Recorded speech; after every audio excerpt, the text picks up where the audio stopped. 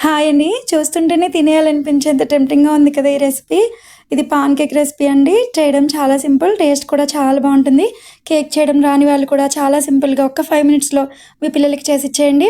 Taste అయితే చాలా బావుంటుంది. ఫెయిల్ అవుతుందనే డౌటే అవసరం లేదు. మీరు ఫస్ట్ టైమ్ ట్రై చేసినా కూడా చాలా బాగా వస్తుంది. దానికోసం ఒక కప్పు మైదా పిండి, ఒక ముప్పావు కప్పు వరకు పంచదార, కొంచెం తినే సోడా, కొంచెం బేకింగ్ సోడా కూడా వేసుకొని, చిటికెడు సాల్ట్, కొంచెం ఆయిల్ కూడా వేసానండి. అది మిస్ అయింది.